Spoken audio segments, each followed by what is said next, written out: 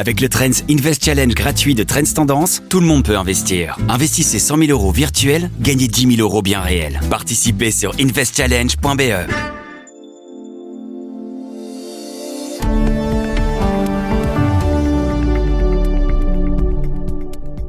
Bonjour à toutes et à tous, nous sommes le lundi 28 avril et pour prolonger l'analyse d'hier, nous nous replongeons dans l'administration Trump, mais pour parler cette fois-ci de valeurs. C'est pas simplement l'arrivée de Trump, c'est le retour. On savait qu'il allait se passer des choses, mais à ce point-là, je pense qu'on peut l'avoir anticipé. Olivier Mouton reçoit Marek Hudon, professeur à Solvay, pour se concentrer sur les changements de valeurs profonds de l'administration Trump depuis le début de son second mandat. On peut observer un renversement des valeurs prônées par l'administration Biden.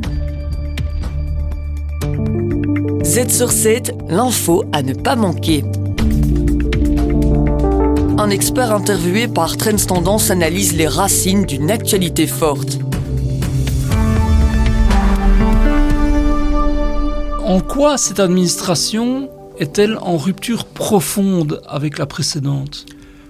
La rupture, elle est totale, notamment sur toute la question de la manière de fonctionner, la manière dont cette administration fonctionne, que ça soit avec les autres dirigeants. On a encore cette image incroyable de Zelensky qui débarque à la Maison-Blanche et qui se retrouve encerclé par les médias, par des autorités américaines et un peu mis dans les cordes, mais aussi la manière dont l'administration Trump fonctionne, par exemple, dans cette question des droits de douane, qui est du jamais vu. Une brutalité, on peut parler de ça. Je voyais François Hesbourg, qui est un spécialiste de la géopolitique, qui disait c'est une brutalité qu'on n'a jamais vue dans l'histoire. Oui, je pense qu'en tout cas, la manière dont les choses sont faites est complètement imprévisible, dans le sens où on ne s'attend quand même pas à ce qu'il y ait des tels revirements de situation en 24 heures, 48 heures, des annonces sur des droits de douane substantiels.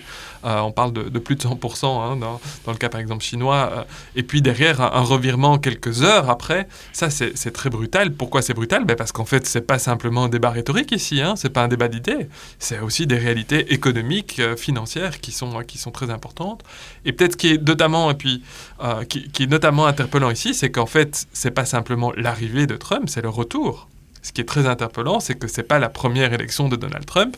C'est sans doute pour ça que, même si on savait, vu un petit peu la personnalité de M. Trump, mais aussi le fait qu'il avait eu un premier mandat qui n'était pas, on va dire, complètement lisse, on savait qu'il allait se passer des choses, mais à ce point-là, je pense qu'on peut l'avoir anticipé. Il y a une forme de revanche. Est-ce qu'il y a une revanche ? Oui, en partie par rapport à certaines choses qui se sont passées, ou des jugements, ou la perte aussi de l'élection entre les deux mandats. Oui, il y a ça aussi. Et puis après, ce sont des techniques, on en est aussi de l'ordre de la technique de négociation, qui sont du jamais vu à cette échelle-là, à ce niveau-là. On peut imaginer des techniques de négociation entre personnes, entre entreprises, quelquefois, avec des coups de bluff comme ça. On est presque au poker menteur ici. Mais dans des négociations internationales qui ont de telles implications, qui font que les bourses sont dans un tel yo-yo, qui créent une telle incertitude, c'est du jamais vu.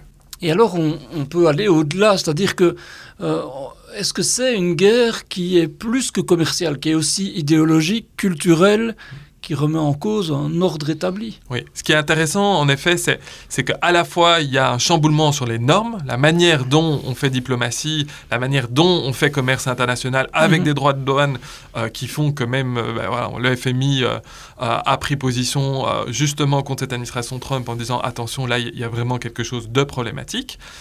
Donc, il y a ce débat sur les normes, mais il y a aussi un débat sur les valeurs. C'est ça qui est intéressant. C'est cette conjonction assez incroyable de changement de normes, mais aussi un débat sur les valeurs. Et ça, on le voit à l'intérieur, finalement, des entreprises ou sur les pressions sur les entreprises, qui est, en fait, par exemple, cette lutte contre les politiques de discrimination ou les politiques de diversité. Oui, on a eu un exemple, d'ailleurs, en Europe même, où... alors, on a beaucoup parlé de ce cas-là, mais il y en a peut-être d'autres, mais où GSK, qui est quand même une entreprise mondiale, en Europe même, a changé sa manière de fonctionner et ses prescrits internes pour répondre aux injonctions de Donald Trump. Là, à nouveau, c'est du jamais vu. Un État, et surtout les États-Unis, qui est quand même le pays de la liberté. Quand on voit la Constitution américaine, cette question de la liberté, elle est fondamentale, elle est identitaire. C'est quelquefois même, on sait, une tension entre les États-Unis et l'Europe. Par exemple, par rapport au traitement du Ku Klux Klan ou d'autres groupes. On sait qu'aux États-Unis, il y a une liberté qui était gigantesque, en fait. On laissait encore beaucoup plus de choses que chez nous. Là, on a en fait un revers de bâton qui est incroyable en termes d'identité américaine, qui est le fait qu'aujourd'hui, on va demander à des entreprises, au nom de valeurs, donc en fait, de restreindre leur liberté. Et donc d'arrêter un certain nombre de politiques qui font la promotion ou qui mettent en place directement plus de diversité, plus d'inclusion aussi. Et donc ça, c'est totalement nouveau. Et c'est incroyable qu'un géant comme GSK plie. Oui, alors oui et non, oui parce qu'en fait, on pourrait s'imaginer qu'en fait, un tel géant a les reins assez solides pour tenir bon. On voit que c'est un peu le même débat, on va peut-être en parler avec les universités, où certaines universités disent on tient bon même si on parle de montants substantiels. Non, parce que c'est quand même un énorme marché. Il est bien conscient du rapport de force. C'est qu'il se sait puissant, en fait. Tout à fait. Donald Trump n'est pas fou. Je pense qu'il y a vraiment un rapport de force extrêmement fort qui est fait. C'est une réalité, c'est en fait une piqûre de rappel sur ce rapport de force. Donc, on l'avait sans doute oublié à quel point on était dépendant militairement des Américains, à quel point le commerce international est important, y compris pour la Belgique. On le sait, on est un pays qui est tourné vers les exportations en grande partie. Donc, c'est une réalité qui était là. On était en fait toujours dans un gentleman agreement, dans cette idée de l'Europe et les États-Unis, c'est un tout culturel. Là, on a une piqûre de rappel qu'en fait, il y a un océan, comme il dit, qui nous sépare. Effectivement, vous avez parlé des universités. Là aussi, on a une confrontation qui est peut-être fondamentale. En fait, c'est peut-être la plus fondamentale dans tout ce dont on parle ici sur les valeurs. Elle est fondamentale pour le cas des universités parce que les universités reposent sur des valeurs fortes. Donc, on le voit aux États-Unis, chez nous, ces valeurs sont très importantes pour l'université. Mais j'ai envie de vous dire que ce n'est pas les seules. Qu'en fait, toutes les organisations, y compris les grandes entreprises comme GSK, annoncent des grandes valeurs. On a justement dans leur mission, le mission statement, des valeurs fortes. Combien de consultants ont été engagés pour justement aider les entreprises à définir leurs valeurs, et que ce qui est en fait, en effet, assez interpellant ici, c'est qu'en fait, ces valeurs-là, elles se retrouvent en partie balayées par une pression. Et donc, on peut se poser la question jusqu'à quel point ces valeurs sont vraiment des valeurs qui percolent dans l'organisation. Qu'est-ce que vont dire aujourd'hui les personnes qui travaillent dans ces organisations quand on va leur parler de diversité, quand on va leur parler de valeurs, et qu'une missive d'un gouvernement étranger a permis de balayer, ou en tout cas de remettre en question. Et donc ça pose la question de si ces valeurs-là sont d'un document juridique, ou est-ce que c'est vraiment quelque chose qui est de l'ordre éthique, donc de valeurs. Si on considère que c'est identitaire, que ces valeurs sont importantes pour ces entreprises comme pour les universités, il est logique qu'à ce moment-là, on tienne bon de manière plus ferme, en tout cas, que ce qu'on a vu aujourd'hui. Encore faut-il pouvoir le faire. On voit qu'il y a un combat qui est devenu symbolique avec l'université d'Harvard, pour lequel Donald Trump a annoncé plusieurs fois où on coupe les moyens. Il faut pouvoir avoir les reins solides pour assumer ce combat-là, non ? Oui, donc clairement. Alors on sait qu'il y a quand même pas mal d'universités américaines qui reposent sur beaucoup d'argent. Les endowments des anciens sont autrement plus importants que dans beaucoup d'universités européennes aussi. Donc oui. Et dans le cadre de ces universités, dans le cadre des entreprises qui ont les moyens de résister, c'est d'autant plus questionnant. Donc, je veux dire, une entreprise ou une université, une organisation qui a les reins solides, le fait qu'on change aussi rapidement de cap, c'est très interpellant. Par contre, on peut s'imaginer que le débat est beaucoup plus compliqué pour une petite entreprise qui n'a pas les reins solides, qui se retrouve complètement liée au marché américain. Là, en tout cas, le débat est plus important. Même si, à nouveau, ne sous-estimons pas l'impact en termes de valeur et en termes de dynamique interne. Je pense que ce qui pourrait être vu de l'extérieur comme une simple mention sur une page internet du site peut aller beaucoup plus loin en termes de dynamique collective, de dynamique de groupe, de qu'est-ce qu'on fait ensemble en fait. Et on sait aujourd'hui à quel point, notamment pour les jeunes générations, pour les recrutements notamment, ouais. Clairement, les sociologues des organisations, tous ces sociologues qui travaillent sur les entreprises l'indiquent très clairement qu'avec les nouvelles générations, en fait, il y a une manière de fonctionner très différente et qui n'hésitent pas à partir. Clairement, on a les chiffres aussi qui montrent qu'il y a des turnovers beaucoup plus importants à cause de ça. Et donc, on ne s'étonne pas que, de la même manière qu'on a quelquefois des jeunes qui quittent des entreprises à cause des énergies fossiles, par exemple des ingénieurs, là, on risque d'avoir aussi des départs à cause de ces revirements très rapide, sans qu'il y ait de débat interne important, on aurait pu imaginer une consultation interne, on aurait pu imaginer plein de manières de gérer ça. Je ne dis pas que le débat est facile, je comprends bien qu'il y a évidemment une vulnérabilité économique, mais il y a d'autres manières de le faire que simplement retourner Kazakh. Est-ce qu'il y a une volonté de mettre par terre ces institutions de la part de l'administration Trump ? Alors, je pense que l'administration Trump travaille particulièrement sur ce qu'on va appeler les institutions en sciences économiques ou même en sociologie, en sciences politiques, qui sont en fait ces normes de fonctionnement formelles, informelles, etc. Quand on met à mal aussi, de manière aussi importante, la manière dont on fait diplomatie, les organisations internationales, l'OTAN, mais aussi tout ce qui est organisation des Nations Unies, il l'avait déjà fait la fois passée, mais ici c'est encore plus important, mais aussi des administrations fermées comme ça en quelques jours, notamment l'USAID, enfin tout ce qui était... C'est impressionnant. Et donc là, on est vraiment dans une lutte contre des institutions. Ce qui est interpellant, c'est qu'il y a notamment les derniers prix Nobel économiques, travaux d'Acemoglu, de Robinson, montrent à quel point ces institutions, ces normes formelles, informelles sont importantes pour avoir un développement, un bien-être dans l'histoire, en fait, des pays. Ici, on a pour la première fois... Donc on parle de quelque chose de fondamental, en fait. Oui. C'est crucial. Ce qui est intéressant, en fait, à observer pour le chercheur que je suis, c'est qu'en fait, on a un pays où des institutions étaient fortes qui sont en train d'être démantelées.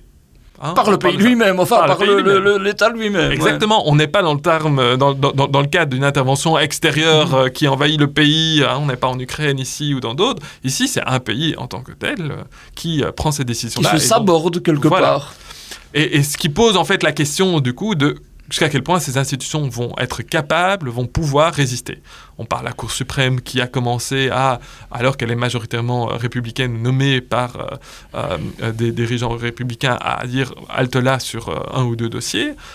Est-ce que les autres institutions, est-ce que la société civile américaine va résister ? Est-ce que les acteurs économiques, on voit cette instabilité boursière, en général, on sait que l'acteur économique, il n'aime pas l'instabilité, il aime bien savoir quand il y a des gros investissements, à quelle sauce il va être mangé.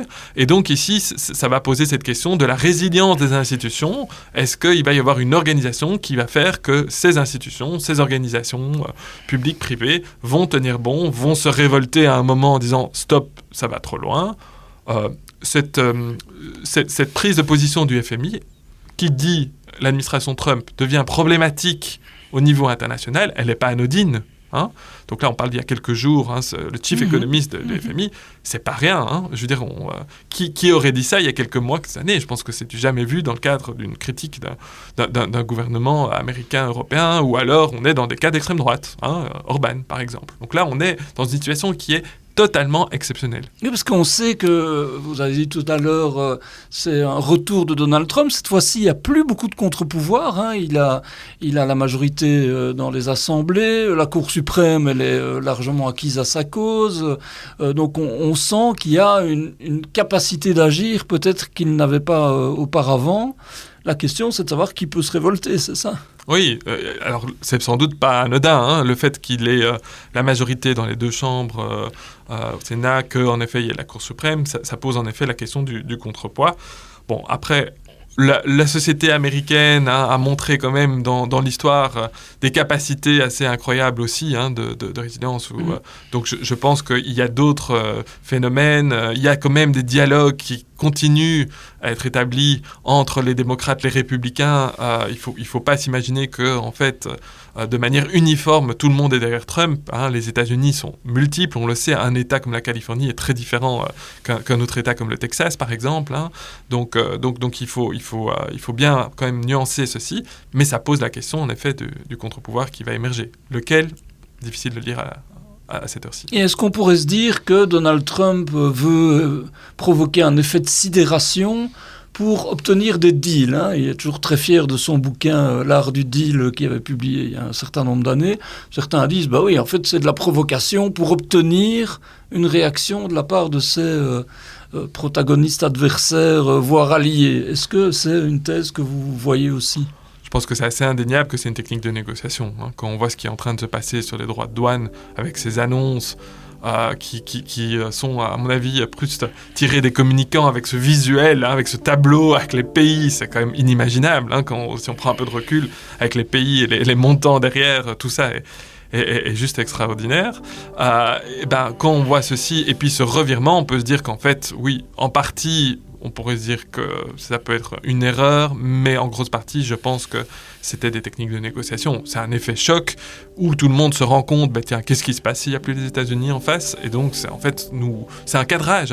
On sait que dans les techniques de communication aujourd'hui, c'est très fréquent. C'est cadrage, recadrage. C'est un cadrage très clair de la négociation pour dire, voilà, imaginez-vous, tout d'un coup, qu'est-ce qui se passerait si, en fait, c'est ça qui se passait ? Si tout d'un coup, en fait, vous avez ce droit de l'âne qui est imposé. Ouf ! On n'a jamais imaginé, et donc je pense que oui, ça fait partie de ça. Mais ce que je retiens de ce que vous dites, c'est quand même que les normes sont malmenées et que ça peut être ça, un effet profond, quoi. Oui, et aujourd'hui, bien malin celui qui est capable de savoir qu'est-ce qui va se passer dans quelques mois, dans quelques années, quel va être l'impact à court terme, mais aussi à moyen terme, à long terme, si on n'a plus confiance dans ces institutions. Je sais pas vous, mais quand je traverse la rue, il y a un certain nombre de choses qui me disent que en fait, les personnes ne vont pas m'écraser, que s'il y a un problème, il y a la police. Que, si on n'a plus confiance dans les institutions, si je ne sais pas qu'il y a une administration qui va être en charge, que ces gens-là, ils travaillent, c'est très compliqué. En fait, on est en stress permanent, et ce stress permanent, on peut le tenir quelques jours, quelques semaines, mais sur le long terme, il n'est pas possible. Et donc, il va falloir une manière ou une autre d'atterrir, parce que sinon, on va avoir une société particulièrement anxieuse, encore plus. L'administration Trump a donc redéfini les règles du jeu, non seulement sur le plan géopolitique, mais aussi dans le monde économique et culturel. Entre rupture brutale, pression sur les institutions et remise en question des valeurs, c'est tout un équilibre qui vacille. Reste à savoir si les entreprises, les universités et plus largement nos sociétés auront les ressources et la volonté de tenir bon. Merci de votre écoute et belle semaine en notre compagnie.